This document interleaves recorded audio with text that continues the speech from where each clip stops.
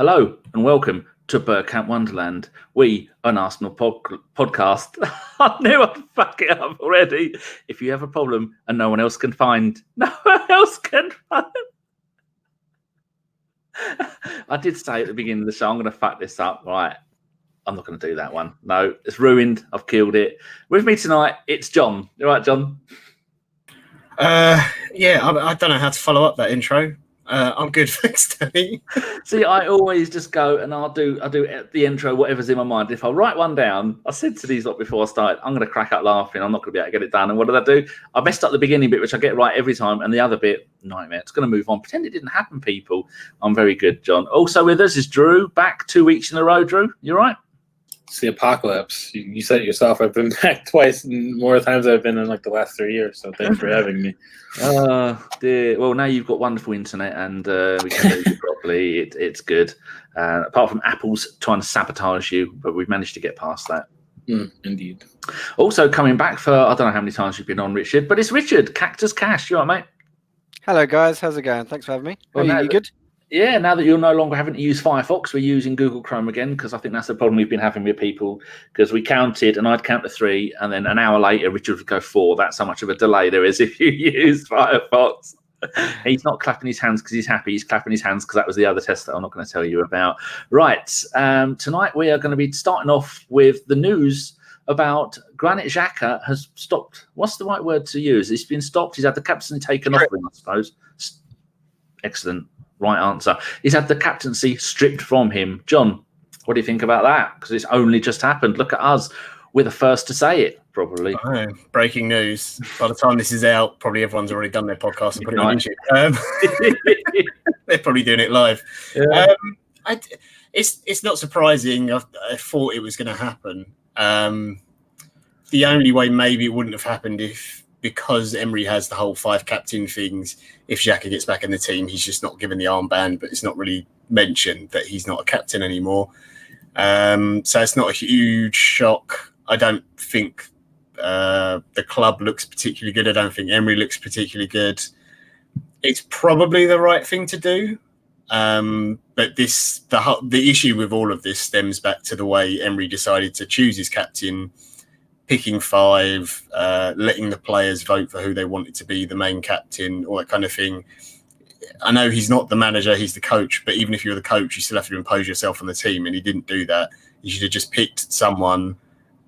It was pretty clear, even at the end of last season, Xhaka was not particularly a fan favourite at that time, and he was struggling with some performances. I do think the criticism against him has been massively over the top at times. It's 11 players on the pitch. It's not one individual who makes errors every single game and costs us points. But I just think this all goes back to the summer, and Emery just, I don't know if it's lack of confidence in himself or he didn't think the players would back him if he made the choice himself. So I think it really goes back on the manager. And if anything, this just alienates Xhaka a bit more, because it probably, if I'm Granit Xhaka now, after all the things Emery said about him after the outburst in the game and the way Xhaka came back out with his sort of non-apology almost, I don't think he's going to feel like he's got the club's backing at all. Xhaka at the moment has played 144 games for Arsenal. He's our 3rd most experienced Arsenal-wise player. And so the captaincy has now gone to Aubameyang, who was vice-captain. 3rd captain is now going to be... vice-captain is now going to be Bellerin, which is a lot of people's choice, and then it's Lacazette, and then it's Ozil. Drew, what did you say to us about before the pod about Aubameyang being captain? I think it's the dumbest decision this club could have possibly done. Honestly, it's not just because I don't think he's captain material. I mean, you guys know, my affinity with Dortmund and everything that went on with his departure from the club. But for me, just being just a focal point of laughter and hilarity and always smiling and that doesn't make you a captain. Like he's a clown. He's a good spirited guy, but being a good spirited person doesn't mean you're a good captain. And it's particularly, he has a little bit of a history of, making the ground shake when things don't go his way. You'll be the first to down tools if something goes awry. If he wants a new contract, and as an example, he hasn't signed a new contract yet. So why are we making someone who isn't that committed to the club currently the captain in the first place? So to me, it just seems like we're just trying to appease him to get him to stay. And if that is in fact the reason, that's the worst possible choice imaginable for a reason to make somebody captain, especially because this club wants to speak about its long-term future, its long-term goals. Who's to say Aubameyang is going to be here for 4 or 5 years? He's already over the 30 hump. So, you could easily suggest he'll only be here for the length of his current deal. So why make this decision? You have Hector Bellerin, who I think would have been a more logical choice. I think he understands the club probably better than anybody in the first team currently. I think he knows what it means to truly fight for what you believe in for the club, especially when things aren't going your way with his injury and the way he was introduced. And he has that inherent understanding that maybe someone like Oba doesn't have. But also just, I think he's shown that level-headed sensibility through the many things he's dealt with, the way he responded to the Xhaka incident, the way he handled how things went on with that AFTV controversy a little bit while ago. The way he carried himself shows you that he has that mentality that you kind of want. And again, he's still young, so and there's been no indication that he wants to leave either. He seems to be quite happy here. The fan base love him, so I just don't understand, why the Oba decision makes sense. But again, I have a different finger to a different pulse in terms of what I view as a captain. But I think maybe Oba does one or two things well that you want in a captain. But can anyone of us here in this call really say that we've seen actual leadership from him on the pitch? When he goes missing, he goes completely missing. When things don't go his way and service is poor, he's quiet. He doesn't try to rile people up, doesn't try to get the players motivated, kind of hangs his head. But when things are all good and gravy and he's scoring and he's getting the service, then he's all happy. Is that captain material to you? If I'm a coach, and I am, thankfully, that's not someone I pick as captain. Captain has to be the most vocal one there, on and off the pitch, when things are good, when things are bad, when we're in that gray area.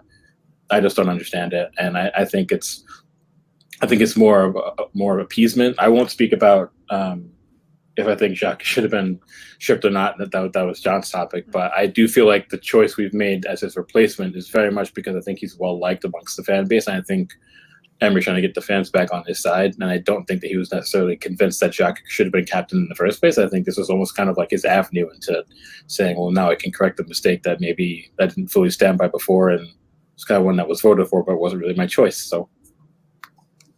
Yeah, I agree with that. Right, after I asked Richard his thoughts on it, I'm going to go back to everybody, starting with John. I want your captain and vice captain. So, Richard, what's your thoughts on the whole situation? I kind of agree with a lot of what Drew was saying. It seems a bit short-sighted, the appointment of Aubameyang as captain. I don't think he'll do a bad job particularly, but I would have gone with Bellerin. Would have been my pick. I think he's coming out as a dressing room leader. He speaks really, really well on and off the pitch. He would have been mine. I mean, has Aubameyang really? I don't know too much about his time with Dortmund and stuff like that. Has he been that much of a troublemaker? I didn't think he was. I mean, it's how he handles issues when and if they arise that is my cause of concern. He's, like I said, he's fine when things are fine. He's always going to be the biggest personality in the room. But when things are not going his way, it's how he comports himself at that point that concerns me. So if there's ever an issue at the club with him, which we haven't had yet, thankfully, but if there ever is, that's my worry. How would he as captain then handle himself? Maybe he's matured over the time and maybe he'll handle it a little bit differently. I don't know that, obviously, but I can only speak to how he handles himself at Dortmund. And whatever came out from the Dortmund camp during his time there in the run-up to his leaving wasn't just rhetoric, because he definitely handled himself poorly. The Dortmund brass didn't handle it well either, but he didn't really rise above it. So I think that for me is the issue. Yeah, I mean, I don't have any like grave concerns as yet as over Aubameyang. I think he's done some, little things I think it was earlier in the season when to get Pepe off the mark, he gave the penalty to Pepe. I can't remember what game it was in. Was it the Villa game? He did it with Lacazette as well, didn't he? So, he obviously, I think he's good at thinking about the rest of the team and the rest of the squad in that respect. So, like I said, I think the Xhaka thing did become a little bit untenable, with how it went about and his quote unquote apology kind of thing. But I just kind of want to put the sorry thing behind us and just like crack on, really. Okay, John, start with you. Who would be your captain and vice captain, and why? The thing is, when I look at, I've got the squad up in front of me because I was thinking about it, and like Bellerin was the sort of obvious pick in terms of a captain. So I think what Drew said about how he handles himself off the pitch when he talks about all his fashion things, and he's been in London a long time, and I think he has a real understanding for the club. I'm not sure he's necessarily the most rabble-rousing sort of person vocally on the pitch. I think those kind of captains are probably a little bit of a bygone era, and you don't tend to get them anymore. So you kind of have to settle for what you've got. But in terms of like a vice captain, I'm looking through the squad and I'm like, there's no one there who screams out to me like vice captain. Like, I know a lot of people might have shouts for someone like Guendouzi, and I get that, but he's such a young guy and so inexperienced. I know he shows a lot of passion and everything, but he also shows a lot of stupidness at times on the pitch, which is something obviously that will change with as he gets older. But looking through the squad, there just isn't standout players for me. Xhaka did make sense in the fact he does it for his national team. The players in the squad clearly do respect him. And I get what Drew's saying as well. I think he's right in Emery maybe trying to get the fans on side by picking Aubameyang. He's clearly obviously a talisman within the team. The team relies on him a lot for goals, and they clearly love him, and you saw the stuff in the training ground and everything. But I don't think he's necessarily going to be the one to, grab the team and drag them through a game. In that sense, we're really struggling. He might get you a winning goal, but I don't know. It's not the same as when Emery was captain, for example. He had that kind of leadership skill about him. So honestly, I don't know who I'd give the vice captaincy to.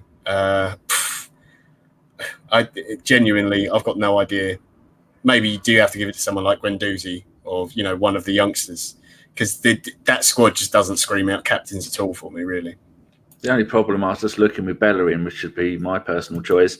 He's missed all 11 games this season, missed 19 games last season through another injury. And then the season before that, he missed 3. Before that, this is league games only. He missed 5. Season before that, he missed 2. So I think once he's over this hump of injuries, Drew, I think that would be a good choice. What's your choice of the captain and vice captain? I mean, if it's me today, I think Bellerin should actually get it. And like John said, I think vice captain is a little bit more difficult to choose. And he's on the head. You have uncertainty with Lacazette and Aubameyang, despite their level of experience. Ozil, same thing. We don't know if he's going to be here, the next half of the season, let alone next year. We don't know what his plans are. You could give a decent shout to Leno, maybe. He's been playing senior football since he was 20 years old. He does have. He comports himself well. He communicates well, at least with the press and with the fan base. He's always positive. But for me, I think my biggest gripe with him has always been that he's a poor communicator on the pitch. And do you really want your captain to be a poor communicator on the pitch? It's not about necessarily running around and screaming at each other like Martin Keown, but you do need to have some semblance of communication skills amongst the team when you're playing, and I think he lacks that. So for me, I think that would be the only check mark against him, but that could be a consideration. But no, again, then I think when you look at our squad, because it's so young now, at least comparatively to other seasons, that you have to think long term. And I know people are saying Guendouzi, but Guendouzi's the first to moan and complain when things don't go well, right? So do you really want that to have that quality in one of your captains? Maybe when he matures, sure, I could see it, because I think he does have a lot of ingredients that can make him a good captain when he gets older. He's still only 20 years old. There are very few 20-year-olds in world football that actually get an armband. There's a reason for that. So no, I think for now I'd go with Bellerin, and then I kind of think vice captain will almost be up for grabs. But you maybe would have to go with just one of the senior players, just out of seniority. Maybe you make it Lacazette or even Mesut Ozil, depending, for whatever reason. But I think Bellerin deserves it, and I don't know. We'll have to see, but hopefully. Maybe it's only a temporary appointment. We don't know, right? Maybe even if Aubameyang stays next season, maybe it's only just for the rest of the season, and then they'll reconvene and make another decision long term. But yeah, I don't know. For me, it'd be Bellerin for sure. I agree with you there. I'd pick Leno as my backup, as my vice captain. He's played 300 odd games for Leverkusen in his time there. I think I remember checking, and he was captain for the last season that he was there. He's made it back into the Germany squad. And what do you want from a captain? You want someone who's going to be playing all the time. And well, although Martinez has looked good this season, I think that Liverpool game has maybe shown that Martinez isn't quite ready to fight Leno for the number 1 position. So you need someone who can play every game, which is one of the reasons why we picked Bellerin. Richard, you said Bellerin, didn't you? Yeah, Bellerin would have been my pick. Like I said, I think he gets the club. He speaks really, really well. I noticed last year, in the beginning of last year, he was a lot more vocal on the pitch, a lot more authoritarian, whereas he was a little bit meeker in the seasons before. He seems a bit, like I say, he's come on leaps and bounds in that sort of area. So I would have gone Bellerin. I think, like I say, you could have like the vice captain core of Aubameyang, Lacazette, Ozil. I know he's only just come into the club, but was Kieran Tierney? Did he captain Celtic at all? I don't think. I assume it was Scott Brown was his captain of Celtic, isn't he? I think. Yeah, he did do. Yeah.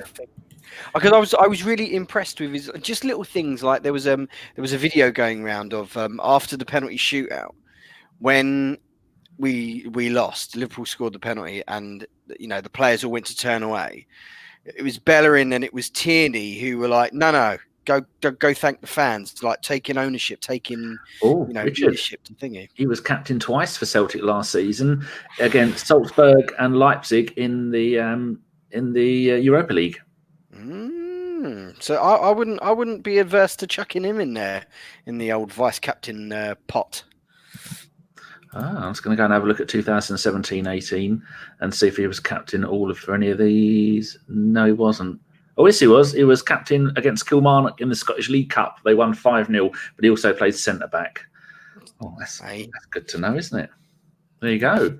So, Danny, I wanted to ask you, because obviously you get to ask all the questions, just before we move on from the captain thing, how do you think Xhaka is feeling right now? Obviously touched on it briefly, but he clearly didn't agree with what Emery said about how he was feeling and his mental state and everything, and got quite annoyed with it. His apology, as it was not half-hearted. I think he was genuinely sorry for any fans who hadn't given him abuse. He didn't write it. Took offence to what he'd done. But how do you think he's feeling now? Because if I'm Granit Xhaka, I feel like the club and the manager has just gone, no, you know what, we're throwing you under a bus. Well, I don't think he wrote that email. He wrote that apology. I think that's probably worded by his people, because it's always very, very professionally done when they do that. And I suppose right now they're writing another one saying, "Thank you very much. I accept losing the captaincy." Blah blah blah. He's been shit on by some of the fans. He's now been shit on by the club and by the manager, and I think the manager is using that as a bit of a scapegoat. Like we said last week, the title of the podcast was Emery's Scapegoat 11. Well, there you go. He's been used as another scapegoat. I don't overly think that what he did was that bad. I mean, some of the fans do need to be told. He should have gone and punched someone in the face, because some of our fans are absolute scumbags, and some of the shit he's had to put up with on social media, which we covered last week, is massively out of order. And it's just one more nail in the Xhaka coffin, because this isn't going to make him stay, is he? I mean, wasn't it rumoured that Inter Milan wanted him in the summer for 50 million? Yeah. I think he may be looking back at that now. If there's any truth to it, we don't know, do we? But it's not. I think we'll look back at this, or other fans that aren't level-headed will look back at this in a few years' time and go, that didn't really work out too well for a bloke who's given us a lot. And in the summer, like I've mentioned a few times, we had 1,500 players with 1,500 appearances for Arsenal go. We've now got Ozil on 2, 3, 4, and we've only got 3 other players with more than 100 games, of which Mustafi doesn't play anymore, and Xhaka and Bellerin, and that's it. But when you've got Xhaka 144 games, you need to keep these experienced players at the club, because that's who the younger players are going to be looking up to, the leaders on and off the pitch, and he is. I mean, you're not going to argue with. Whenever I remember one time last season, a bit of a scuffle, and Kolasinac and him ran over to the scuffle, and if you're in a scuffle against Arsenal and those 2 big bastards turn up, you're going to think, oh, fuck. That's going to be gone, because Kolasinac isn't going to play anymore. He's now been demoted to League Cup. Well, not even the League Cup anymore. It'll be the early rounds of the FA Cup and all the Europa League games. Now Tierney is the number 1 choice left back unless something goes wrong. So I think he's been massively hard done by. And there was no need to do that. But that's just Emery's style, isn't it? If he can take the pressure off of himself and blame someone else, I think it's not the first time he's done it for us, and it won't be the last time. I'm seeing loads of things of that Xhaka might go in January. Do you reckon he will go? Do you reckon we'll sell him? Drew, do you know? I mean, I don't know, but could you really necessarily blame him? I don't think overall you could say that it's necessarily worked out for him with us. it's not to say that he's not a good player, but like we said in the last pod, certain players just don't work at certain clubs, and I don't think that ideally, even if it's not Emery, the next manager, if Emery stays, I just don't think that he's cut out for the task at hand in terms of how we kind of want to play or the role we're providing him with. I think in a different role, he may have worked out, and in fan opinion might have been a little bit different. But I could see him leaving. And I think there's enough about a lot of the young kids behind him that maybe the club won't have to necessarily panic and say, well, now we have to buy a replacement as well. They might just ride it out with the kids for the rest of the season. And maybe that would suit, their development, and that kind of maybe pushes us forward. We might see a better balanced midfield because of it. But yeah, no, I mean, it's clear that he's not happy. I don't think anyone who that had that reaction when he came off the pitch, I don't think you can say that he's happy at the club. Obviously, I'm just speaking in my own opinion. I could be dead wrong. He could be thrilled about being here, but for me, that's just kind of the impression that I get. So, and it won't be short of suitors. Like we've all said on countless pods. Captain Switzerland. He's captain Gladbach. He's an experienced international. He has a pretty good CV. So there'd be a host of clubs in the Bundesliga or France, Italy, Spain that would gladly take him on. And if we can get a decent fee for it, then you never know. But part of moving forward as a club is making sure that we make the right personnel changes and decisions. And if the player's not happy, then we definitely shouldn't try to keep them here just for the sake of it. Got to worry about the collective now moving forward. And it's not for nothing that we have a lot of uncertainty with the manager as well. The last thing we need is uncertainty with senior players. So if he's not happy, just let him go and we move on and we take it from there. Yeah, I could see him maybe going out on loan somewhere in January till the end of the season. With a view to buy in the summer. Yeah, maybe something like that, like a permanent move in the summer. And it sort of it gives the player time then to experience something somewhere else. And if there is any chance of reconciliation, then the deal's not done and we can pull away from it. If a new manager comes in and says, no, you know what, I want Xhaka on my team and I want to work him back in. But it's so hard now because it seems like it's gone past that sort of breaking point with most of the fans with him, that they've just had enough. Kind of in the way that sort of happened with Mustafi, and we've seen him basically disappear from the team for the most part. So I could see that happening, and I agree with what Drew said. I think there's enough in terms of midfield players that, not that we wouldn't miss him, because I actually think Xhaka's a good player. I just think people don't quite understand what he's supposed to be doing in the team. That might be more down to the manager, in my opinion, than anything else. But I think we could cope with not having him in the team at least.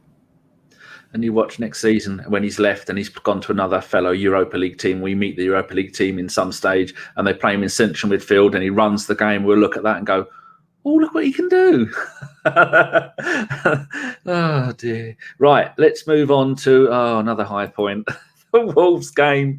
You might want to go back and look at the show we did at the weekend. It was me, although I remember nothing about it, Josh and Jason to go over it. But just going to quickly go over these points because none of these three were on here. A few, till we start with Drew this time, move it round one.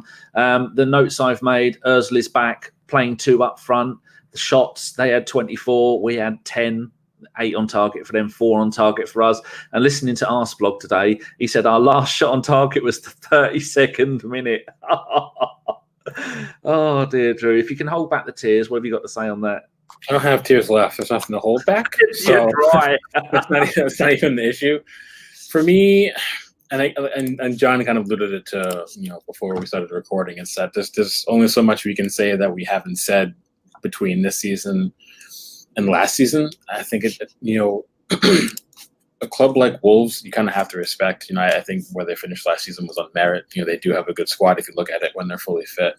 I think Nuno Espirito Santo is an excellent manager, but when you're at home against a side who, despite how good they are, you should be getting a result to kind of put in that kind of performance.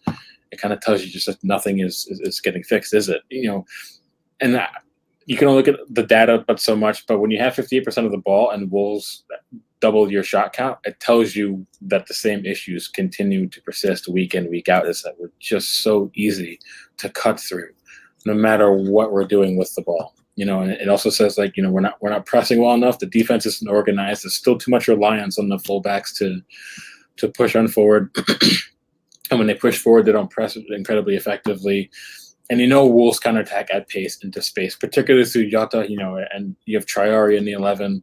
Why are you asking Tierney and Chambers to get that further forward that regularly? And I think it's the same example on another day. If Wolves had their shooting boots on, they could have scored 2 or 3. We wouldn't even gotten that point. And that's a story that we've been telling since the last year or two of Arsene Wenger's days, let alone Unai Emery. So overall, it's just incredibly frustrating, that we can't even seem to bring in the right mentality to a performance, at home when, we're kind of our backs are against the wall a little bit now. It smacks of a different mentality that is, with all due respect, I think a level lower than what Arsenal needs to be at.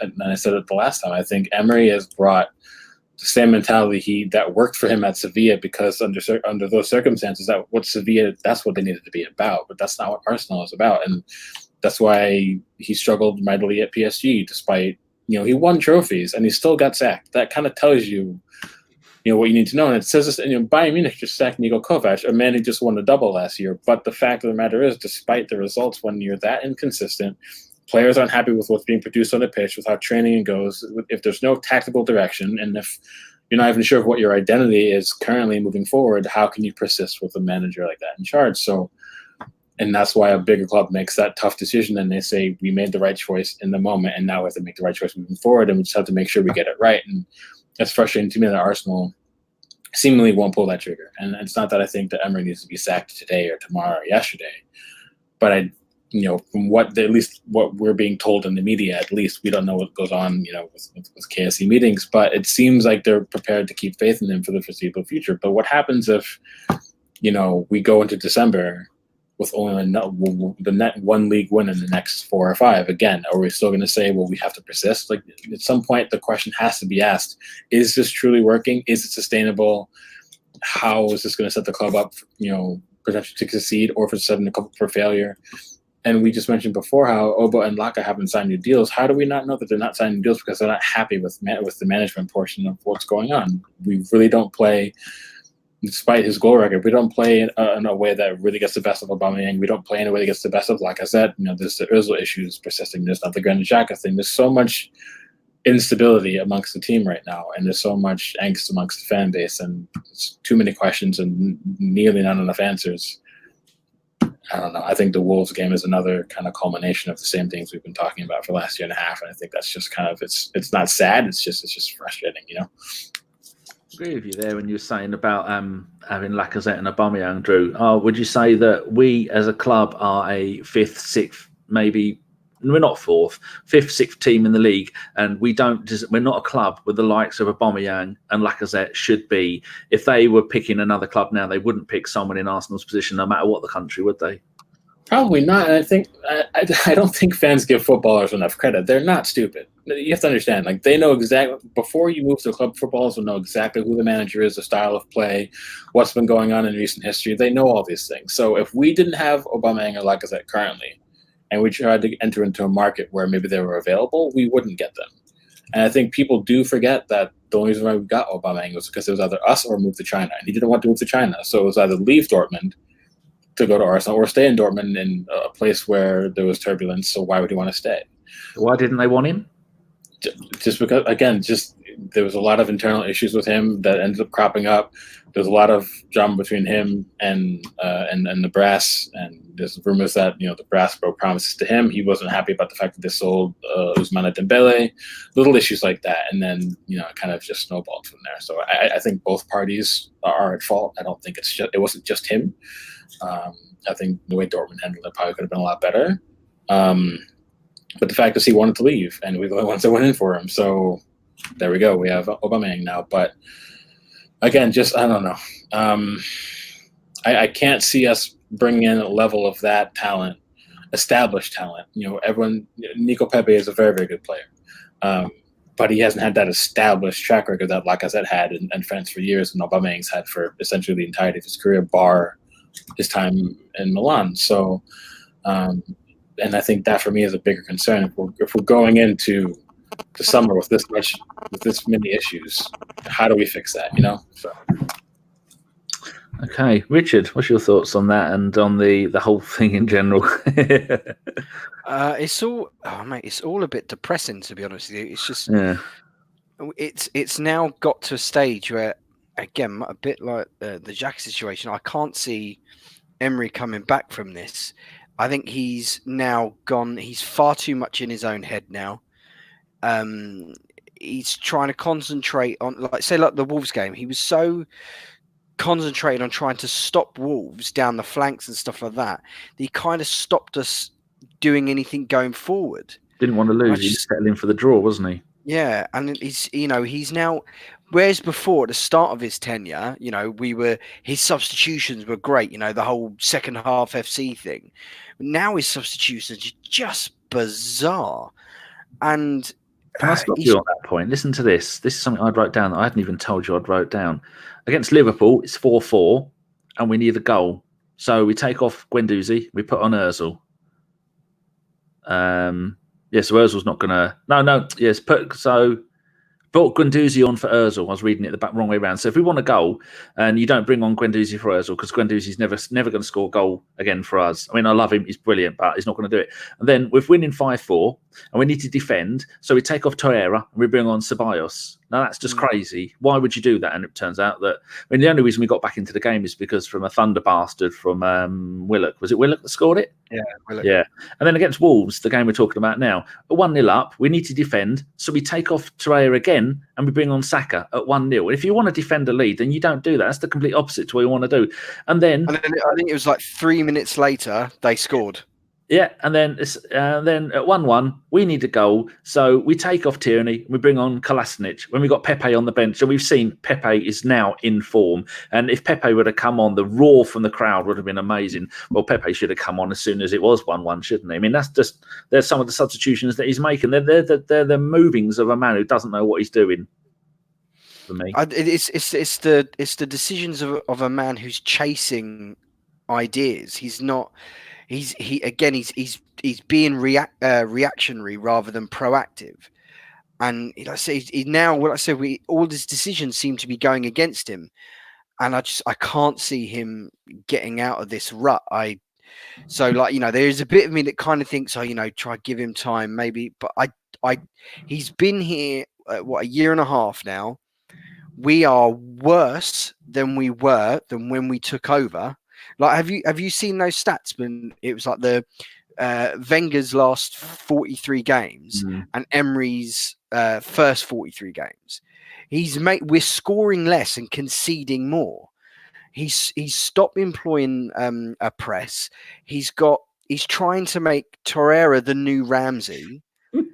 It's just decision after decision is just going wrong, and I kind of think I think we maybe just need to bite the bullet and get rid of him, and hope bring in, either if you bring in Freddie or someone else who's maybe available and free, just to get on a short-term basis, just to get that kind of new manager bounce thing that most clubs get, just to try and kick us into gear or something, or do something different, because at the minute it's not working out. Doesn't that frustrate anybody else? I'm going to ask this, and then I want John to go on his own personal rant, because I think John's holding one in currently.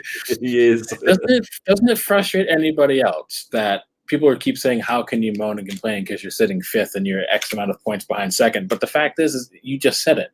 We're scoring less and conceding more. The table is exactly what happened last season. The undefeated run papered over every possible crack that showed itself. And then when we ran out of paper, every crack showed, and then you got the second end of the season. So, I mean, I guess, John, is it not a level of, I don't know, maybe you might see through it, maybe you might be still optimistic, John, or maybe you won't be, I don't really know, but you've gone more gray, so I don't think optimism exists anymore. No, I don't understand how, I get that some people don't want us to be a club who's going to sack a manager and do that kind of thing, but that thing first is saying we're not that sort of club. Well, we weren't that sort of club because we had a legacy manager who was there for 20 years in the same way that United had with Ferguson. But sorry, that's modern football. The chances of you finding a manager who could do that and be there past 5 years anymore is ridiculous. And let's be honest, it's not a manager's job anymore. You're a head coach. That's it. That's all you're going to be at Arsenal from now on.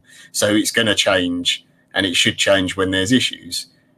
the only thing I've seen in terms of consistencies at Arsenal since Unai Emery's been in charge has been defensively weak, a completely disorganised midfield that doesn't help out. I do feel the defenders sometimes get too much stick because they have no protection whatsoever in any game. We're so wide open, and complete lack of ability to create chances.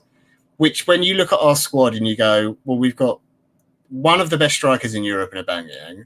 We've got a very, very good striker in Lacazette, who, the way things are working at the moment, is somewhat more of a provider than anything else because Alba's on this great run. You've got Mesut Ozil, who, don't get me wrong, sometimes frustrates the hell out of me, and personally I would move him on because I think he's seen his better days, but on his day he can perform if you get the team to work right around him. And we can't create a chance in a game. I mean, that Wolves game, we had 10, 15 minutes where we were good, sort of leading up to the goal itself, and then maybe 5-10 minutes afterwards. And after that, we did absolutely nothing. None of the substitutions ever make sense. The only time he ever really goes for it is if we're 2 or 3 down. And then it's just a case of, well, I have nothing to lose here, so I can do. I asked for a pragmatic manager because that was one of Arsene's problems in his latter years, that sometimes he just, he didn't really think about or evaluate the opposition. The problem is that Emery is so cautious. That's all he wants to do, is not lose a game. And if you have a manager who has that aura about him of don't lose the game rather than go out and try and win it, that filters down into the players. And it's clear that they're not understanding his instructions. I mean, there was times in the game when Torreira's in the box and Mesut Ozil's at the other end of the pitch picking the ball up, and Torreira's the furthest player forward. Now, I get that Emery talks about this whole high press thing, but the only player who seems to do it is Torreira.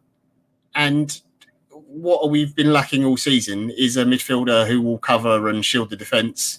Well, you've got the guy who can do it, who that's what he did at Sampdoria, and in brief little spells you've seen him do it for Arsenal. But you've got him in the box. Like Richard said, he's not Aaron Ramsey. He's not going to do that. Yes, he can run box to box if you really want him to, but you're just not using the players to their best ability in their best positions. And Drew's right. Wolves are a really good team. They've got a really good squad. They're coached very well. I think Nuno's a really good manager. I think people underestimate how good a manager he is. But our flaws are so obvious for every team to see whenever you watch a game that you don't have to be a genius to play against us. It's so easy to see where our weaknesses are and how you can create chances to score goals. And yeah, all right, we're 6 points off third and 8 off Man City, which doesn't sound that bad when you put it like that. But the problem is this Wolves game, we could have very easily lost.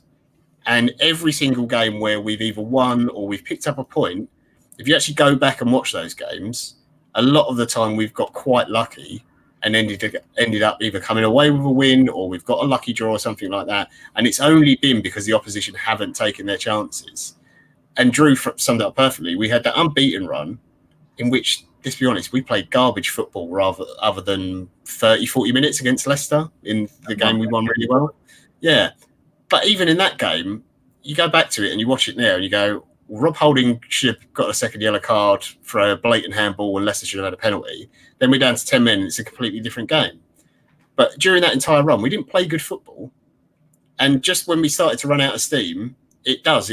Like Drew said, brilliant analogy. We ran out of paper and then we sink down the table and miss out on top 4. You cannot continue to have a manager who is not improving things. Because Aubameyang and Lacazette, they don't want to play in the Europa League again. This season will be their last season in the Europa League if they have any say in it. Because if Arsenal finish outside of the top 4, they're gone. They're not going to stay.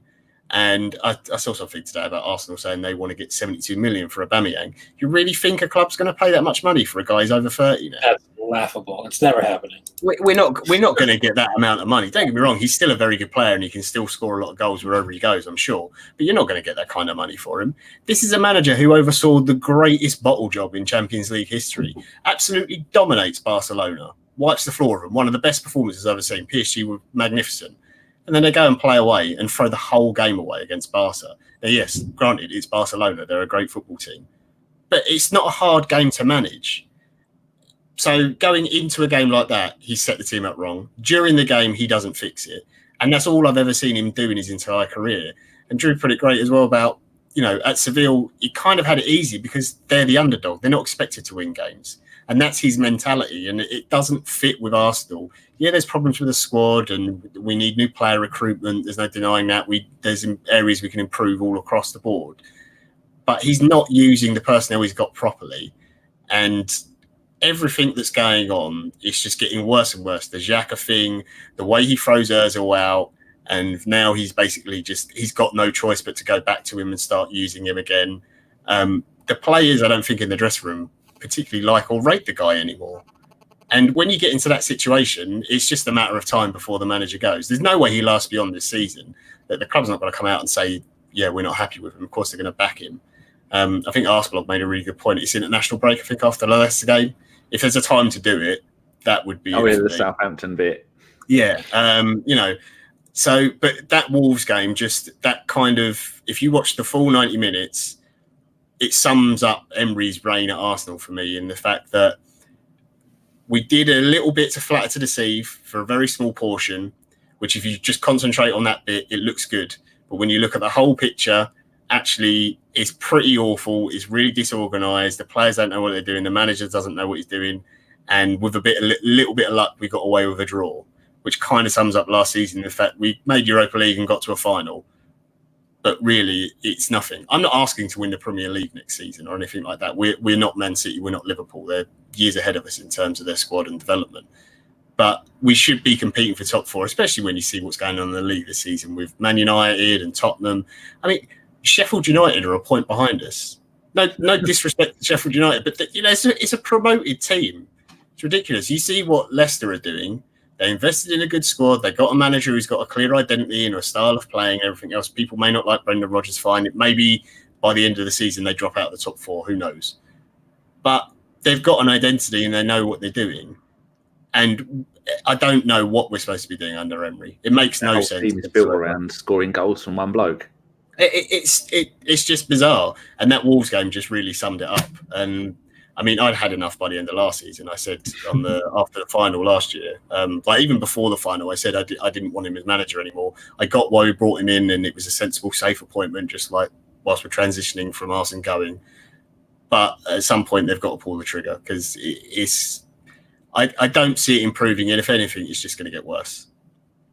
Richard, you took a deep breath at one point. Were you having a turn, or did you want to say something?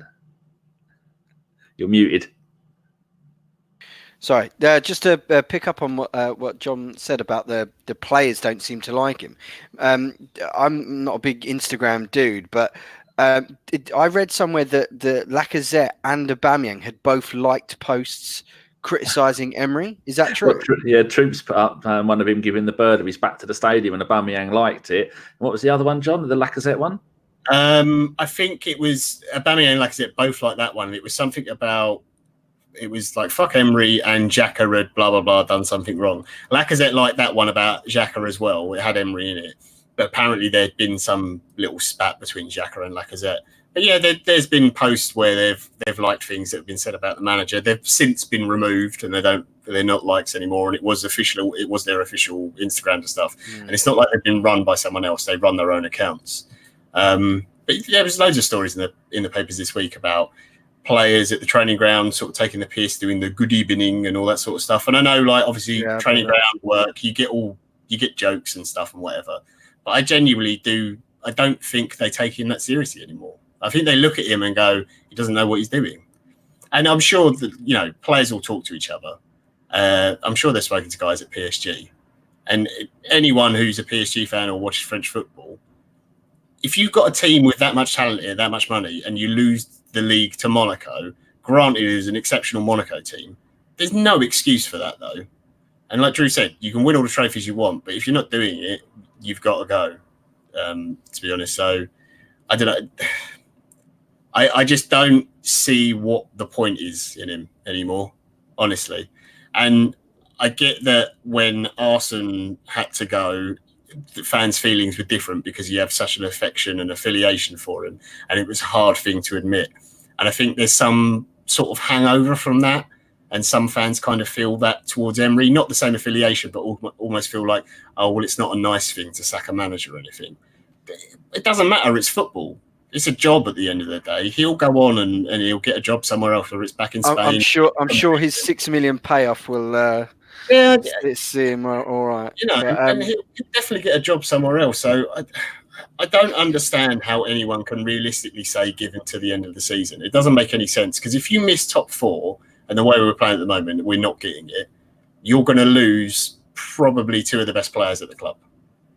So would you dump him now? Yeah, I mean, I would have got rid of him at the start of the season. I don't know if doing it now is the best thing. Maybe you wait until after the Leicester game. There's an argument for doing it before it and hope you get some sort of response if it's just, Ljungberg is in charge for the Leicester game until we make an appointment and perhaps the players turn up. Because if we win against Leicester, that's huge. That's a proper 6-pointer game. I hope people realise how important that game is now. So there's an argument for doing it earlier. If it's me, I probably would go with it now. I'd say, no, that's it. Freddie's in charge for Leicester. We're going to keep you on board, Freddie. We'll see how it goes. But if we can get an appointment in, do it in the international break. Because having that team in place now, Raul and Edu and everything, they should already have a list of managers.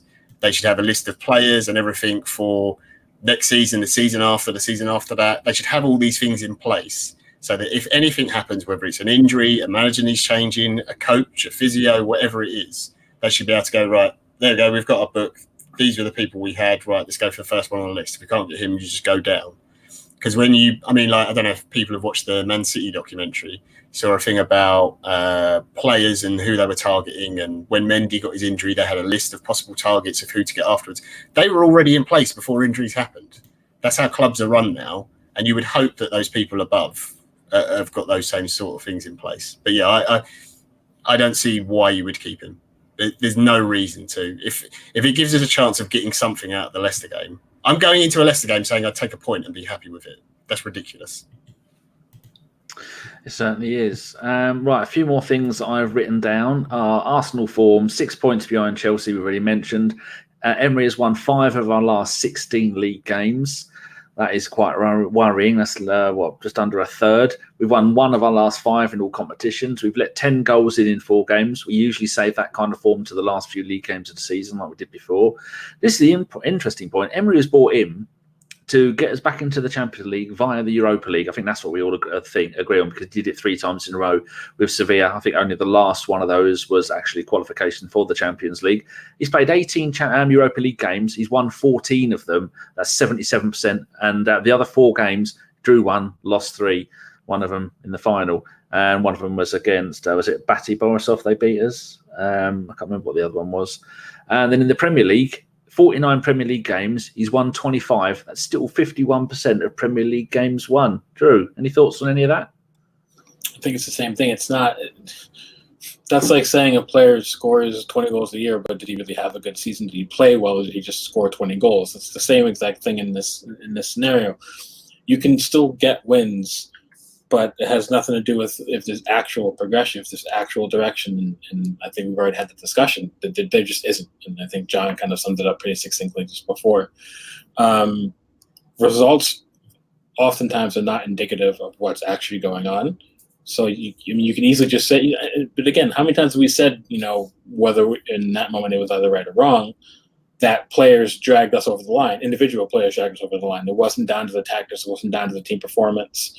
It was because in a moment a player decided to take the game by the scruff of the neck and go ahead and win it. Like Lacazette, how many times did Lacazette score big goals for us in key moments where maybe another player doesn't? Just because he's got that quality about him, and you need that in your team. Obviously, you need your players to come up big in big moments. But the problem is our players individually coming up in big moments outweighs the amount of times the team has come up in big moments. That's the problem. The team doesn't respond to big moments. It's individual players that normally do. And again, when you look at it, just going back, not only did we battled the chance to win the Europa League last season, if you really think about it, and then in conjunction with that, we battled the chance to get top 4 through the league. And we're in a position where you have to make a choice, or last year you had to make a choice and say, I'm either going to 100% focus on Europa League and guarantee winning it so we get back to the Champions League, or I'm not going to focus on it. I'm going to use that for the kids and maybe for the second in line on the depth chart, and then really focus on the league. For me, there's so many things that can go wrong in tournament football at any given moment that can railroad your entire campaign in one fell swoop, where the league offers you a bit more guarantee. And if even before the summer's spending, if you look at our squad last year, can you tell me that we didn't have one of the best 4 squads in the league last year? Of course we did. Do we have one of the best 4 squads in the league this year? Of course we do. Even with the inherent imbalance in midfield, if you look at the level of players we have at the club, we should not be struggling, in the manner of which we are.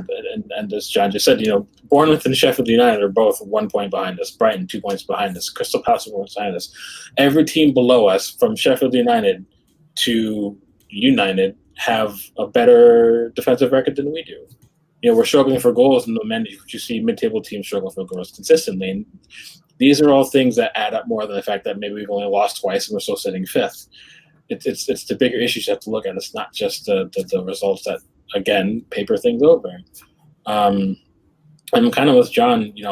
Last time I came on, I said, I wouldn't necessarily force him out, but you kind of have to see if he can lift himself up and if he can get a response from the team. If we play Leicester and get absolutely smashed, I think that's kind of it.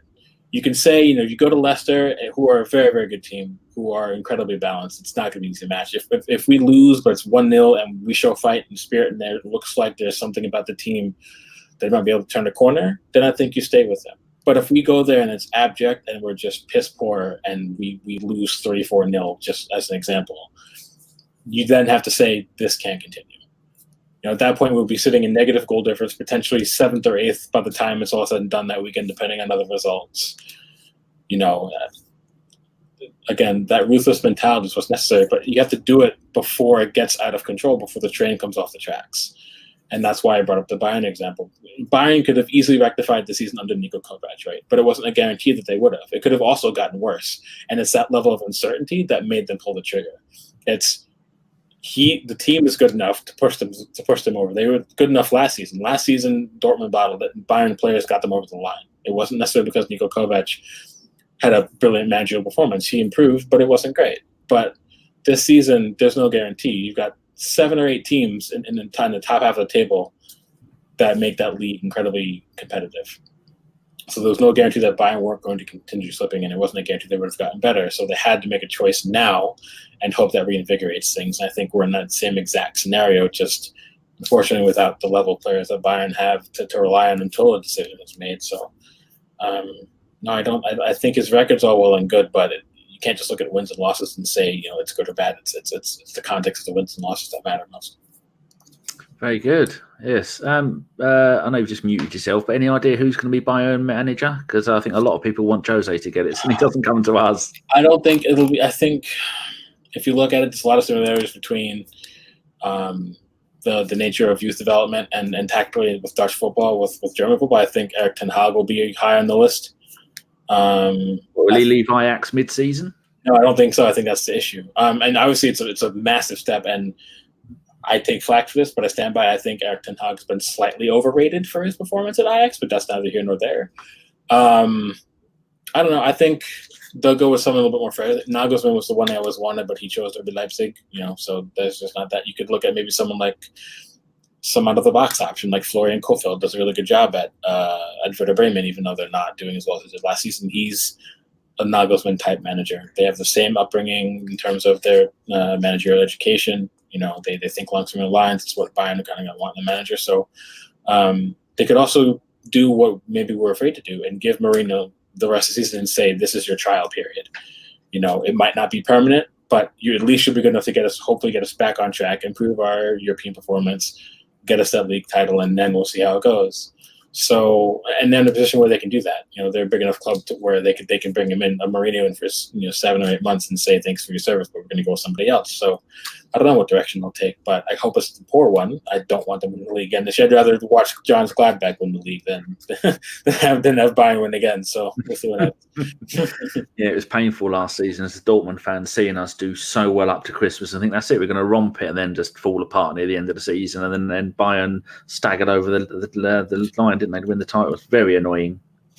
Yeah, but that's the other thing. They get the winter pause, so they get 3 weeks to bring in a new manager, and he has 3 weeks of essentially another preseason to try to bed in his personality, what he wants to do tactically, get some players into the market to maybe accentuate what he wants to do. They have a better system for switching managers midway through the season is not as difficult in Germany as it is in the Premier League. So we'll see. Okay, Richard, as you are also a budding coach, how about this little thing of wonders that I've done? In our last 8 games, according to Transfermarkt, Emery has used 7 different formations: 4-3-1-2 v Wolves, 4-4-1-1 Liverpool, 4-4-2 Palace, 4-4-2-6, that doesn't mean 12 players, v Victoria, 4-2-3-1 v Sheffield United and Bournemouth, bit of continuity there, consistency. I was trying to make one word out of those two. It wasn't going to work. 4-1-4-1 v Liège, 4-3-3 attacking v Man United, 4-2-3-1 v Forest. What does that make you think? That he's being reactionary and not proactive. How do you get better at something? Repetition, doing something over and over and over again. And I think that's really troubling for me, the fact that he clearly doesn't have a settled formation and team that he wants to play. It's nice to be flexible. Don't get me wrong. That was one of the things that a kind of a stick that I used to beat Wenger with, in the fact that I wanted him to, like I say, have a look at the opposition a little bit. Don't exactly, don't ignore them, kind of thing. But he's bending himself to Emery's bending himself to the opposition so much that he's negating what we're good at. We are currently so much less the sum of our own parts. And I think it's just too much. It's like I said, there's no consistency there. You can't focus on what you're supposed to be doing if it's changing every 3 days. From Sunday to Thursday, you can't gain any consistency. There's no repetition. You can't build partnerships and have chemistry as well. It's not something that I would do anyway. Put it that way. This is the problem. To my under 9s. This is the problem we had with under Wenger. No matter who we played, it was the same formation every time until it got to the latter part. You're nodding, John. You can come in on this if you want. On the, I'm telling John what to do, and he's fucking better at hosting than I'll ever be. But Emery was doing that, and near the end of the Wenger era, it was playing, getting like Emery is. He was getting desperate, wasn't he, John? Yeah, and that's when I think as a manager, that's generally where you see the end of a manager at a club, because it's them scrambling to find something to hold on to. And it's just find this thing, see if it works. And if you get a result out of it, generally they then will stick with it for a bit. But if it falls apart again, then they'll try something else, whether it's a change of formation or moving a player somewhere or bringing someone else in out from the cold or whatever they need to do. And it's kind of smacks of a bit of desperation. And also, I don't want to say lack of intelligence, because it's not. I don't think Emery is a stupid man or anything like that. But it's just desperation. It's what you said. Yeah. It's just desperation. Yeah, I don't think it's stupidity. I think it is just desperation. And I, to a certain extent, I do feel for him, because it's not the most balanced squad in the world, and it is a really hard thing to do, to come into a club where you've had a manager for such a long time. But just like, if he'd just done one thing, even if we'd got the same results and didn't finish top 4 and we got to a final and we lost it and whatever, even if he'd just done one thing like shoring up the defence or making it so we were creating more chances and the defence was still short. There's not been like one sort of clear thing for me anyway that he's kind of latched onto, stuck with and improved in a sense, which is quite funny because one of our questions is about that. So that's, for me, is where the disappointment is, because it's desperate and he just doesn't know what to do anymore. It says something when we as Arsenal fans see the team sheet and go, I don't know where these players are playing. You don't know. Any one of them could be playing in any one of 3 or 4 positions each. It's madness. Drew, do you want to say anything on that before we move on to questions? I think I missed it. You what? I missed it. What do you want to comment on? I was just moaning about tactics. The fact he's used 7 different tactics in 8 games. No, I think the guys kind of said everything you need to know. and the prime example is, I hate using this analogy because it's different circumstances, but when Klopp went to Liverpool, he played the same way every match, and even when it didn't go well, and they still finished 8th his first season, or wherever it was. You still see what he was trying to implement, and a couple of years later, now look where they are. So that's how you bed things in. Just being that chameleon that he wanted to be it's fine when you're playing baseball, like even when you're playing hockey, but with football, consistency will only happen with results and performances when players consistently know what they're doing, and they have to, again, as we said, repetition. So I think he's missed the mark in terms of finding the balance between being that chameleon he wanted to be and actually being able to set in stone what he wanted to do. I think you have to put in place what you truly want before you can start thinking about being too flexible. So yeah, I think that's kind of it. All right, John, over to you then. Right, going to do some listener questions. Danny, I'm going to come to you. I'm going to come to all of you on this first one, but Danny, I'm going to come to you first because you have seen them. So last week, Mark Blondell asked, and we didn't get a chance to ask. Come up with a few arguments for where you've seen us improving in these last 18 months, and a few more for why you're optimistic under Emery going forwards. Don't mind if it's attitude, certain set plays, or whatever, but can you come up with any? So, Danny, is there anything that, I don't know, has impressed you or you're happy with under Emery? Well, Mark originally had this as 5 for each, and I thought we're never going to manage 5, so I changed it to any. The only thing I can see is the emergence of Pepe as someone who's magnificent at taking free kicks. I don't remember the last time I saw it in a game anywhere in the world, let alone playing for Arsenal, where you scored 2 proper free kicks, placed the ball in the back of the net and did everything perfectly. I can't remember the last time we had someone who would take them decently. You always had players that would go, I'm going to take that out of the way, and they get it and boot it and miles over or kick it at the wall. And his corner taking against Wolves, where he scored from 3 corners. Well, his corner led to 3 goals, and we had 1 wrongly disallowed via VAR because VAR shit. So I would say Pepe, and that's only coming in the last 2 or 3 weeks that's happened, but just shows what we've got and makes you even more angry that now we finally got him in form. He's not being used. Richard, can you come up with anything? Oh, that is a struggle because, like I said a bit earlier, we're conceding more and scoring less. The only thing I could go quickly off the top of my head is I've been slightly impressed with his the opportunity he gives to youth and stuff like that. Like Willock getting a lot of game time, the emergence of Saka, trusting Saka to come on. Same thing with Martinelli. He was really, really good in the week, and he rewarded him and brought him on. And Guendouzi as well. Like he brought Guendouzi on, and straight away trusted him, kind of thing. So I would say that is my bit of praise that I'll give Emery. Drew, have you got any positives you can think of? Nope. About the kits, Drew. The kits are nice. I mean, yeah, sure, but that's not him. What I will just say is that maybe I'll give him a half a point of praise, is that I think he won't shut down chances for youth when they've shown they can handle more responsibility.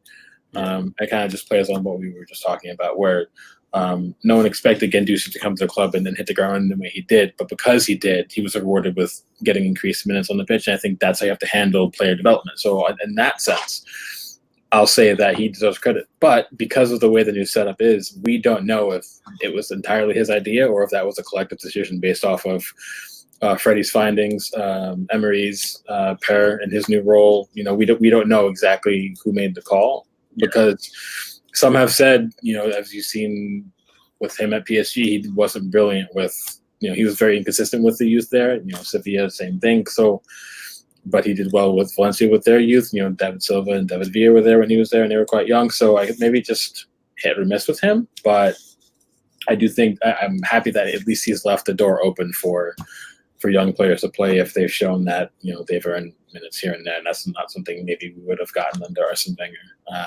if he remained. So yeah, I'll at least say that. I think for me, the only thing I can really think of, Danny sort of touched on it with Pepe in his corners. They're some of the best corners I've seen Arsenal take for a long time. But as much as I get frustrated when we do the short corner thing, there's been a few times where we've actually done some really nice set piece routines, and it's almost like we haven't quite got the goal from the actual set play itself, and it's kind of spilled out and we scored from it. But it looks like there's something there. So there's actually been something done on the training ground, clearly, which I think if you look under Arsene, that wasn't really the case. We didn't really use corners, to be honest, properly. So I'd give him that one at least, even if they don't always come off. Next question is from Alfredo. Oh, dear. Who do I want to pick on? Richard, you've been the optimistic one more than perhaps me and True Modus. We'll go for you. Is there a bottom for Arsenal under Emery? Is this rock bottom, or could it get worse? I added the could it get worse bit at the end. Yeah, it could definitely get worse because I said we're drawing games at the minute rather than losing them. So yeah, there's further down from this precipice that we're on at the minute.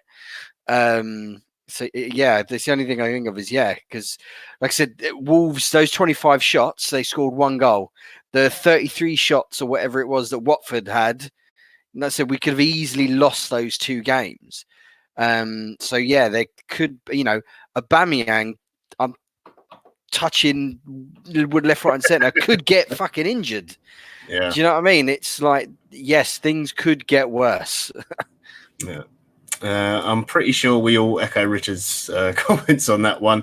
So we'll move swiftly on. One from our no longer ginger bearded. We'll explain a bit more later. Our Josh. Drew, this one's for you.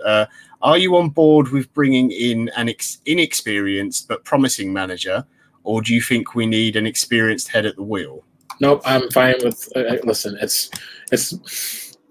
I think everybody wants that experience, but plenty of big clubs on the continent will give young managers a chance if they fit what they're trying to build. The problem is, I don't think anybody can really sit here and say definitively what we're trying to achieve moving forward. I think there's still some measure of indecision and indecisiveness in terms of direction. I think it's clear we want to bring youth through a bit more, but we don't know how the kind of football we want to be played, how we want to handle the transfer market. These are all things that need to be answered before we can bring in a manager. I am always of the opinion that you can always find, bright things in places you might not want to look. Again, Arsene Wenger was kind of that, a little bit of a prime example of that. But there's a lot of managers who are young and they're progressive and they offer long-term solutions for the club and seemingly would fit what we're trying to do with at least the young players. So I'm all fine with it. Whether that's someone like a Mikel Arteta, I don't know, or if it's take a gamble with someone like I mentioned, like Florian Kohfeldt, or someone of that ilk. But I don't think it has to be like a Rafa Benitez to come in for us to make the right choice. I think it's about the right fit. It's not about how lengthy the CV is. And I think that's kind of simple one for me. Yeah, I tend to agree. Danny, I've got 2 for you. The second one is a little bit of a joke one, just to wind you up. But One Arm Bastard asks, as you are the oldest member on tonight's pod, first in our Europa League group, 5th in the Premier League, and only 2 losses. Our starting centre-backs are off to Dortmund and Chelsea's scrap heaps. Our starting centre-backs are off of Dortmund, Chelsea's scrap heaps, and our first-choice fullbacks are still not fit. Martinelli, Guendouzi and Saka doing well. Alba's record 50 goals. Are many Gooners' ideas of football blinding them from reality? And I think he's talking about Wenger's football. So, Danny, come on, you're one of the older ones here, and in the pod group, you remember some of the real misery days. Are we all a little bit too blessed with the football we've seen in the past and we expected too much? Well, firstly, I had to edit One Arm Bastard's tweet a little bit because he tried to fit all that into one tweet, and I put in off-ofs, so I ruined it with doing that. No, we're doing brilliantly, but compared to seasons before, we didn't have Lacazette, Ozil, Aubameyang, Saka. No, not Saka. Pepe, and I don't know, stick someone there. Maybe Saka on the left-hand side. We didn't have so many brilliant young players coming through. We had Manuel Amunia in goal. That ruined 4 seasons for me. We had morons playing in other positions. We didn't have one of the best left backs, one of the best British left backs in years, one of the best right backs in the Premier League. We didn't have all these brilliant players. We had some shit centre backs like we got at the moment, but even they will get better as part of the entire team. If we start playing, look at Torreira, like we were saying, 5 man of the matches in 6 games. we bought him before the World Cup for what was it, 26 million? After the World Cup, we'd have had to pay 50 million for him because he had that good of a World Cup. He's a magnificent player. But like Richard was saying, he's trying to use him as a Ramsey, breaking up play further up the field. This doesn't work. We have got the ingredients for a 6-course, beautiful meal, and we're getting McDonald's. That's why people are angry. But when Bastard is right, we've got all those positive things to look at. But if you look, like Richard was also saying, you look now compared to where we were last season, we're worse. And yes, admittedly, we were done for the who did we play and the goal disallowed? It's only a week ago and I've forgotten. No. Not Watford. Yeah. No, not Watford. Palace, wasn't it? Palace. Yeah. Although we were robbed of 2 points there's been other times in the season where we have flukily got had stuff go our way, and things aren't looking like they're getting any better. We've now got the whole problem with Xhaka going on, and then we've got the problem with, like Drew was saying, with Aubameyang and his contract. Allegedly he's been offered it. Does he sign it? I don't know. All these things. It's just loads of little problems rather than going, look at the fucking team we've got. We should be banging on the door of third place. We should be clearly in third place. Lacazette, Aubameyang hasn't been injured all season. Lacazette has only been out for a few games. So when he was out, we had other players coming. We've got magnificent players like Martinelli. Most Premier League teams would kill to have an 18-year-old like Martinelli playing at the club, 7 games, 7 goals in 402 minutes. There's so much good there, and we're getting so little quality from it at times, and it's just infuriating. Plus his inability to play players in the right position, it's just driving everybody nuts, and that's why. Well, if you haven't had enough of Danny moaning, here's a very quick question, slightly un-Arsenal related. John from @305cast asked, what does the GFP think about the Jets? Richard, I'm very disappointed that you are wearing I haven't said anything about him. He's got those fucking Patriot top on. I hate those bastards. Other side. There you go. There we go. It's yeah. I'm very happy for the Jets. Thank you very much. It's like giving an old fat man chocolate who couldn't reach the top shelf because fuck knows he wasn't going to do it on his own. I can't believe we beat the Jets. It's their one and only win for the season, but apparently next season they got 11. I think it's 11 or 12 really good draft picks, and fuck knows they're going to need them. I couldn't name a single Dolphins player. There's only enough room in my brain for British touring cars and Premier League football, and that's it. Anything else, you've got no room, so I can't name any. I just sit there and watch it like a moron who doesn't know. I don't even know what I'm looking at. In fact, I was grilling Shredder a little while ago, saying, why can't they get the ball and just throw it through the H? He said, that's not allowed. I've been watching this since 1984 when it was on Channel 4, and I didn't know that. Amazing. Next question. Back to the Arsenal. At Amro Ease, Richard, this for you. After 2 matches with a good performance, Mesut Ozil didn't travel. So, can anyone explain what is happening? Is he not travelled for the game tomorrow? I don't think so. No, it doesn't look like he's in the squad. No. Mate, how do you preempt what Emery's doing? I don't know. He's probably running the academy or something, or working in the club shop. I don't know. Give him some other role. I genuinely don't know. Maybe he's saving him for the weekend. When's the Leicester game? Leicester is Saturday evening because we're playing at is it 3:15 tomorrow? Some weird time, isn't it? Something like that. 4 or something like that. Yeah, it's some very odd time. So we're playing Saturday now instead of Sunday, which I guess is nice, but yeah. Maybe he's resting him for that with a view to the Leicester game. Like I say, he's done well in the main for the most part since he's come back in. It'd be madness to bin him again after 2 slightly promising performances, but that's the only thing I can think of because qualification for the most part in the Europa League is pretty much fairly secure now. I would imagine, so you don't really need to risk him or have him travel or anything. Give him a couple of days off. Let him play. I don't know. Is Fortnite still a thing? I don't know. I'm sure he's still playing it. Yeah. Let him have a couple of goes of that and get him ready for Saturday. It's the only thing I can think of because it would make no sense not to play him otherwise. Like just to cut off your nose to spite your face and dump him after 2 things. I think it's possibly to save him. Yeah. No, I think that's fair enough. Right, this is a one for all of us, so you all get a bit of time to think about this because I'm trying to rack my brain looking at this one.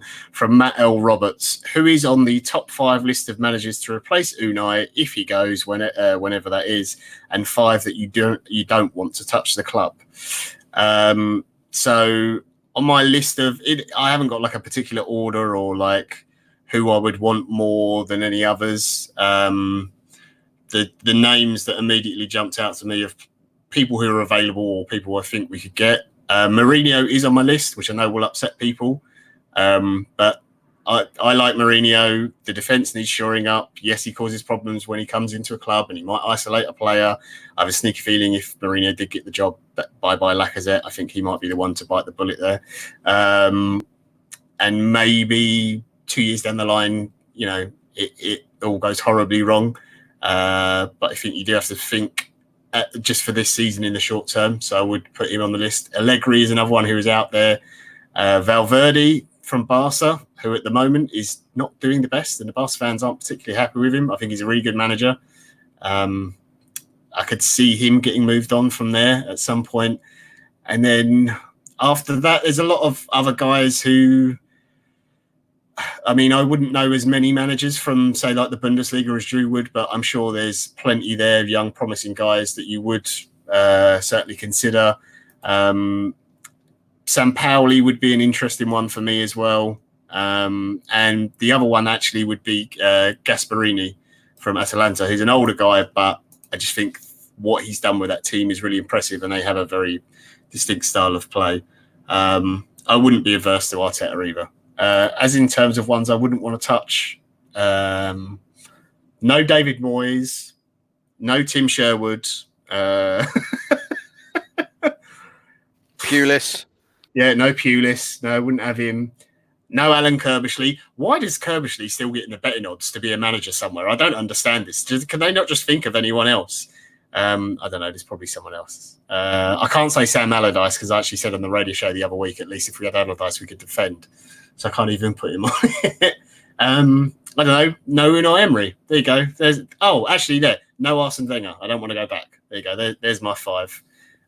Drew, I'm sure you've got a much more sensible list than I had. I don't know if I necessarily do, but I'll start with the ones I don't want. Let me see. I don't want Allegri, and I know John might fight me on this, or John actually might not fight me on this. I just feel like I understand why. I wouldn't want him for a long-term period, but I think he'd at least get top 4. I think in the short term, he could probably get us top 4. I think our defense wouldn't stop being absolutely horrific. But I think long term, he'd need £500 million to spend, and we need an entire revamp of the entire team, and it's just not worth it. I wouldn't go after Niko Kovac, who now is ironically available. I wouldn't even waste time trying to get Julian Nagelsmann. He's in his first year at RB Leipzig, and he's done well with them, and I think they quite like him, obviously. So I think when he does leave, it's going to be someone much bigger than us, and it could be to someone like a Real Madrid or Barcelona. I think he's that promising. Some people say Sean Dyche. I don't understand why. All credit to Burnley, but I think he's the prototypical manager who, like Big Sam, he'll be successful at a club like Burnley, but if he tries to step up, then it just the wheels fall off the bus because the requirements are just different. And I wouldn't take Wenger back on that short one either. That's actually a good shout because that's what Bayern would do if they were still able to bring someone in for 6 months and then just to right ship and then worry about later. I wouldn't do that. Managers I do want, I would be fine with Arteta. I think by all reports, his philosophies on football are kind of what you want. Like, he does know the club, but he's young and he's charismatic. He's well spoken. He's also kind of a bit of a bastard as well. Like, he's not worried about if you like him or not. He kind of wants to get the job done. So I think we kind of do need that as well. So I wouldn't be sad about that. I'm high on Florian Kohfeldt. I've mentioned it before, so he's another one. I think a lot of people don't give enough credit to how good of a job Eddie Howe has done with Bournemouth. I think the only issue you could really say with Bournemouth is that they've been hit so hard with injury the last 2 or 3 seasons, but when you look at the actual football they play and how easily they can score goals with good players, but not players that are at our level, I think he does deserve some little semblance of consideration. I wouldn't be sad with that. I'd love it if we somehow pegged, Espirito Santo from Wolves. I doubt it, but I think that would be another good shout. And then for a fifth one, I think it's a good shout for Sampaoli. I don't see why that would be bad. Jardim, I think, would do a decent job. I think we've kind of missed the boat, though. I think his stock may have fallen, but managers of that ilk,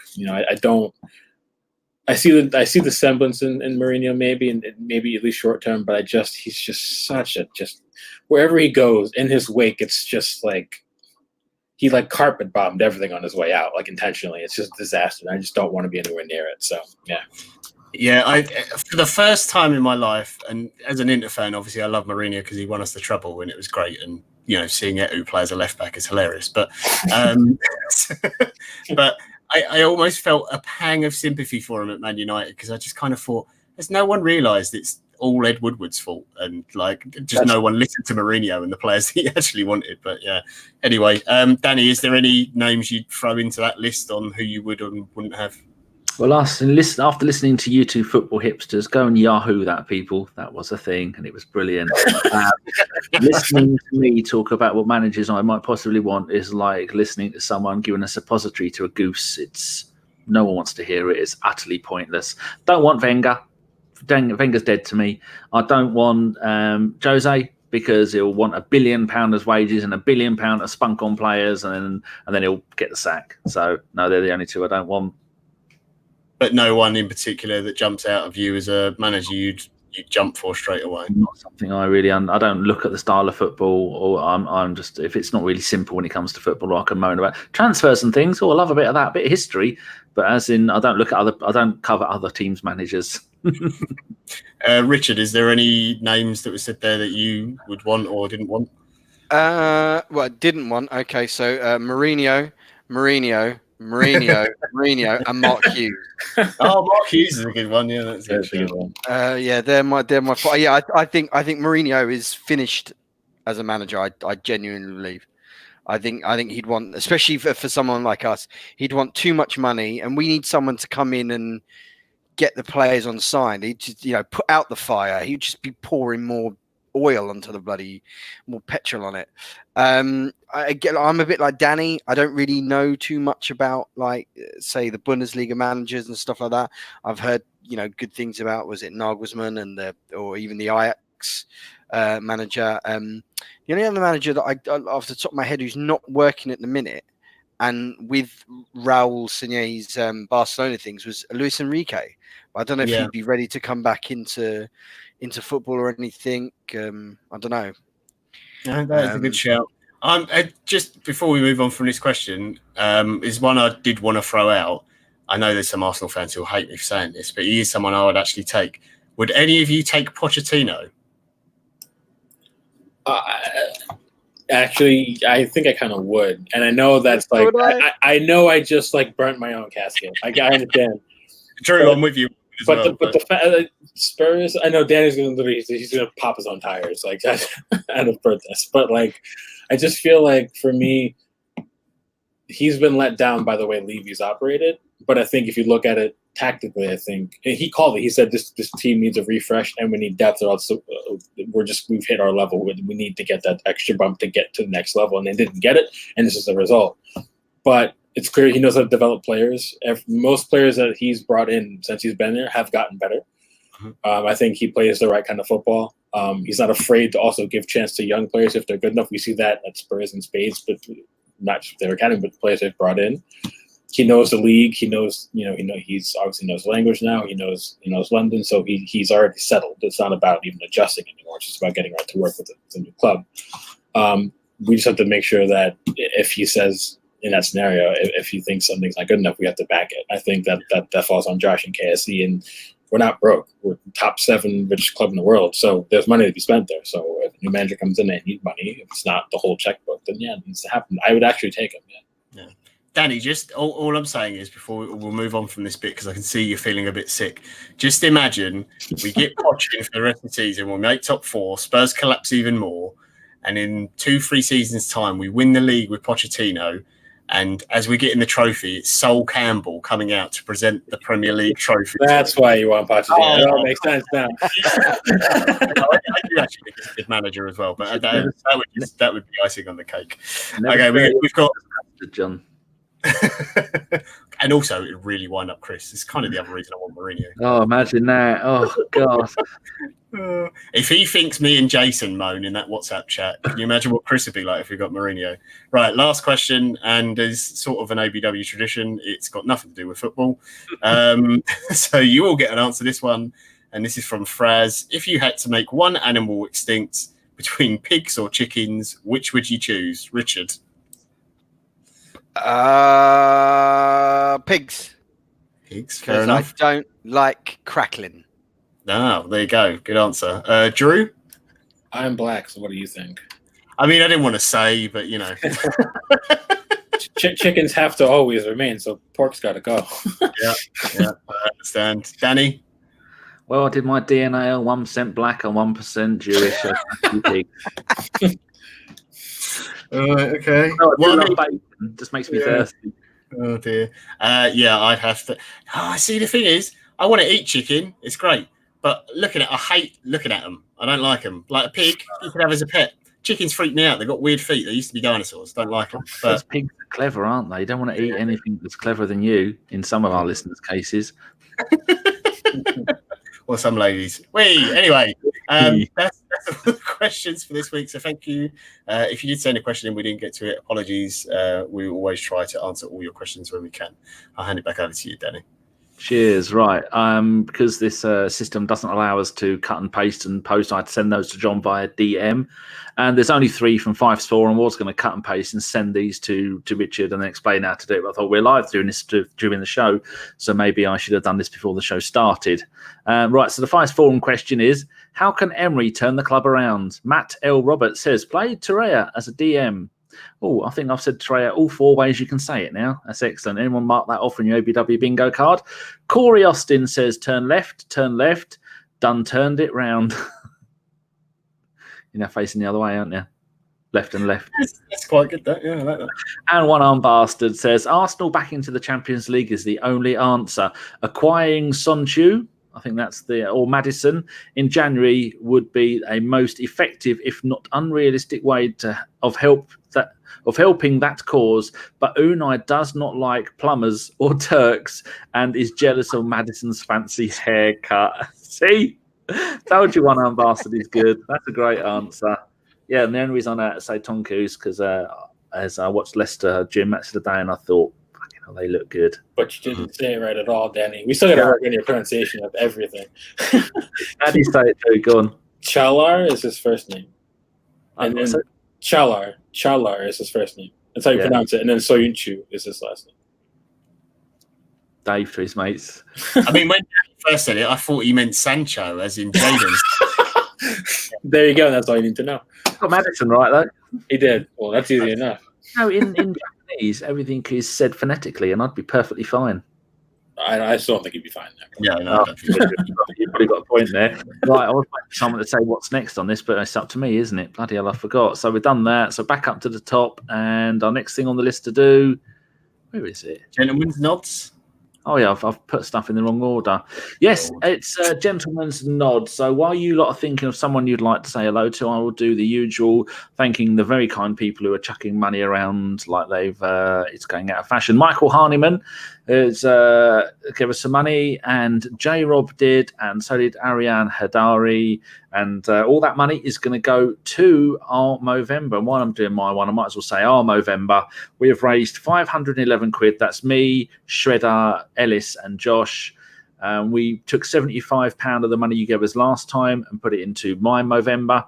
After that, Josh said, oh, by the way, my company will double in what I've raised. So if I raised 100, they'll put another 200 in. He said this after I'd used your 75 quid, people, and put it into my one. That's 150 quid the moustache people or no moustache people could have had. So far, we've raised 511, but after Josh's work do their dirty deed, it's 755 quid. So if you'd like to go and chuck any money, it's send it via PayPal to Bergkamp Wonderland.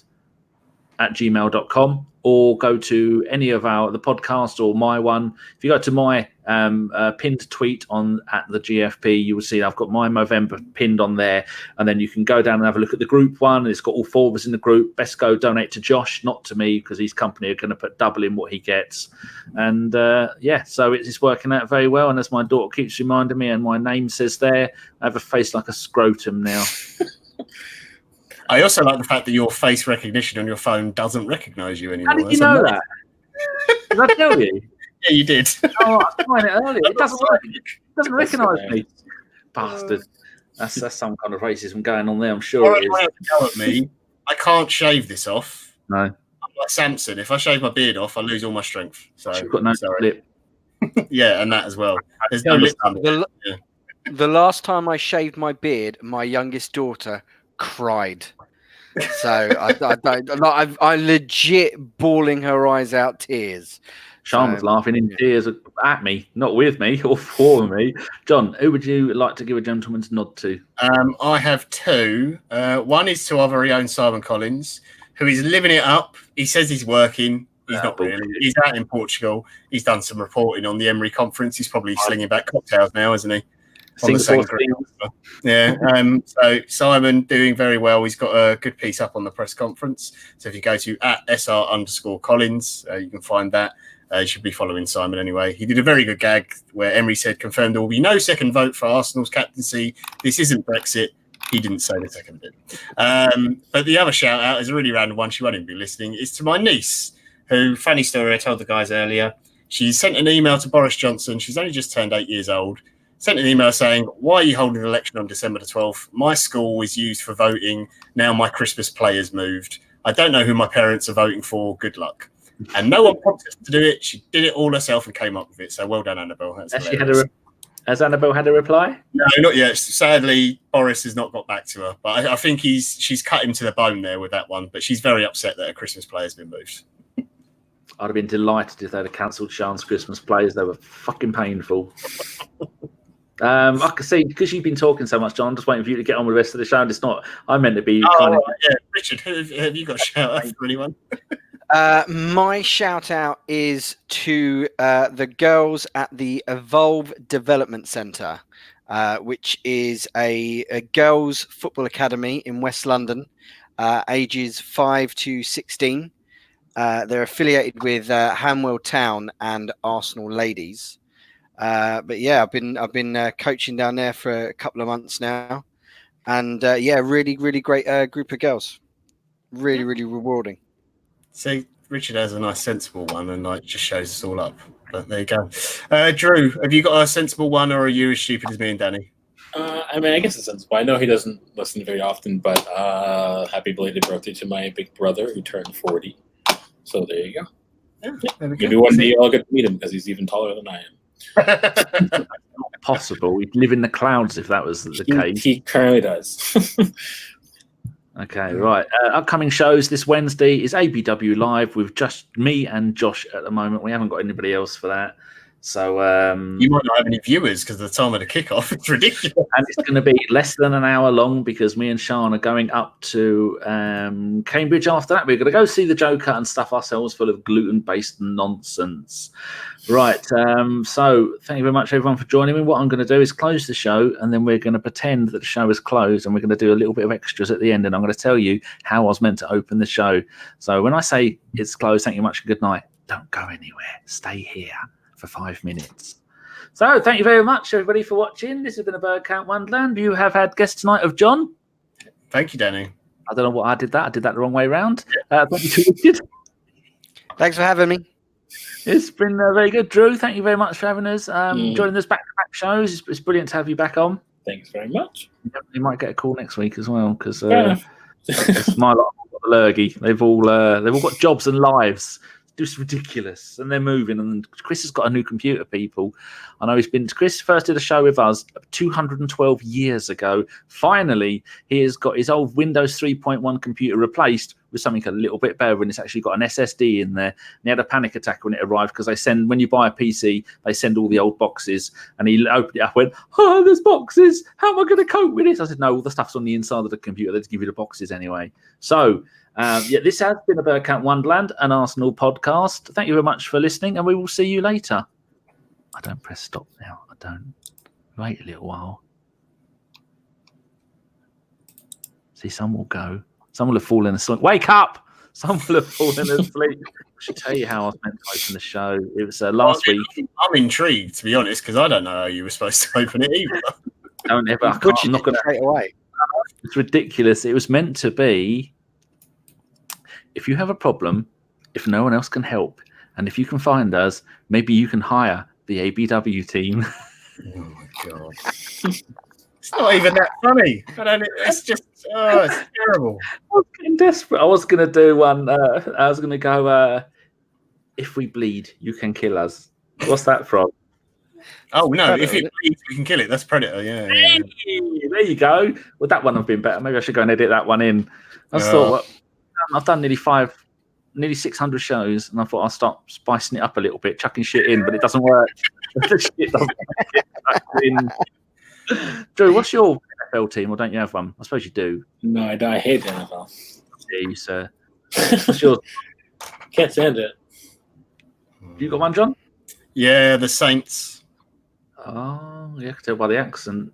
New Orleans. Yeah. They should be. The Dolphins should be allowed to move away from a group that involves the Patriots. That's just there's no point. Yeah, but they don't play the Patriots 16 times. You play everybody else who's also better than them 16 times. Right, stop your nonsense. Bullying me. I'm just saying. Hey. By the way, have any of you guys ever thought about doing Gooners ever? Oh, well, I don't do that. Gooners.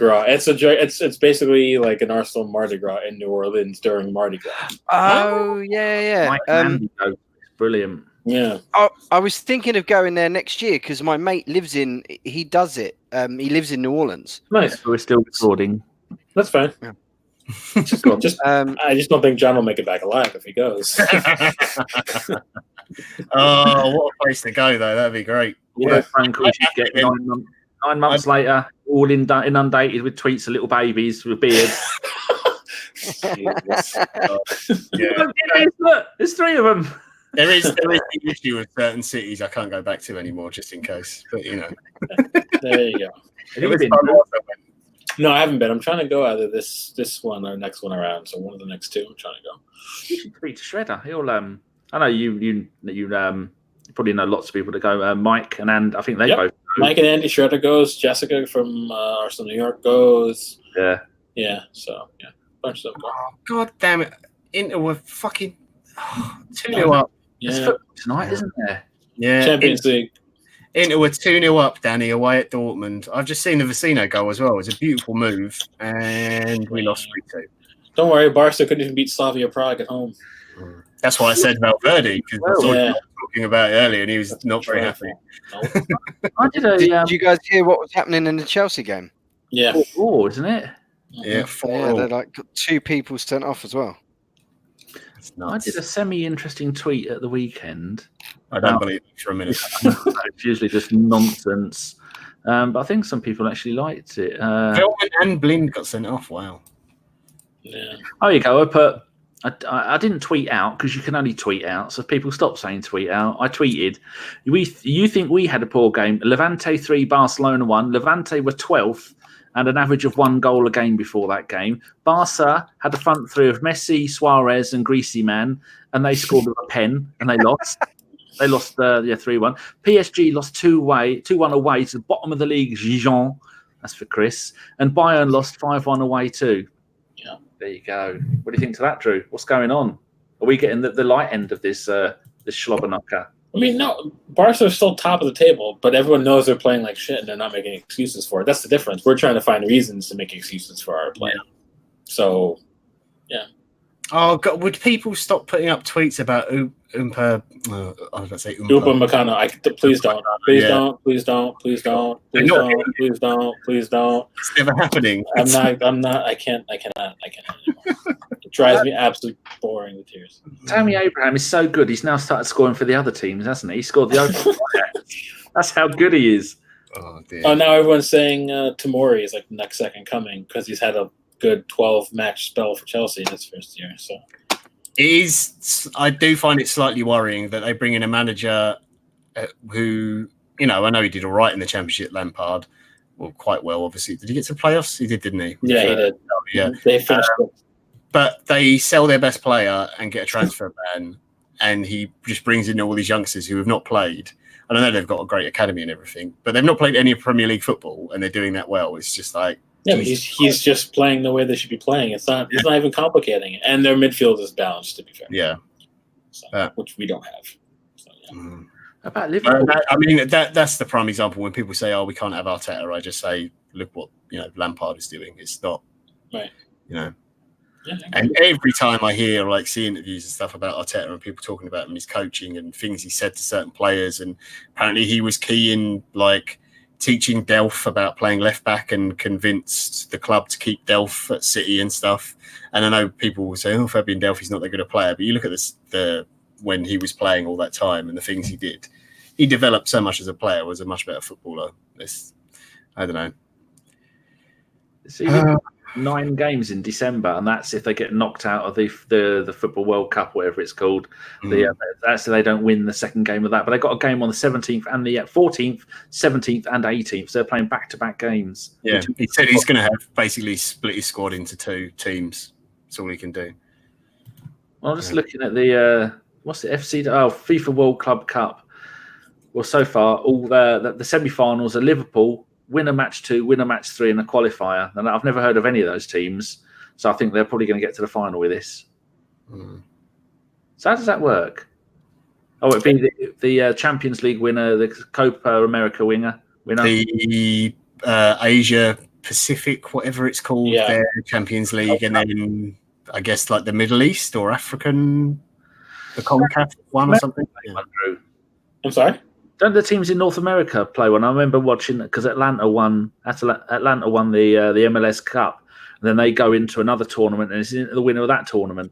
Yeah, there's so they have a tournament that involves the best from MLS and the best from the Mexican League. Yeah, and then the winner of that goes. So. Well, that'll be a Mexican team then. Most likely, yeah. They're just better. Simple as that, really.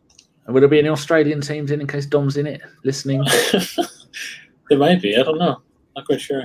Yeah, because they could, if they won the Asia Champions League thing, whatever it's called. Usually it's a Japanese or Korean team that wins. Yeah. Podolski's back. I was about to say Vissel Kobe. Maybe they'll win with Podolski in, yes. Yeah, he was out for 5 months. He's played there's 3 games I think he's played, a few minutes at the end of each game, and they are awful, considering the players they've got there and the amount of money that company is playing them. Rakuten, isn't it, or something like that? It used to be Play.com in the UK. Oh, Rakuten. It's the one Barca has, right? Yeah, that's why all the ex-Barcelona players are going there. And I always remember the one that Iniesta plays for. Yeah, played for.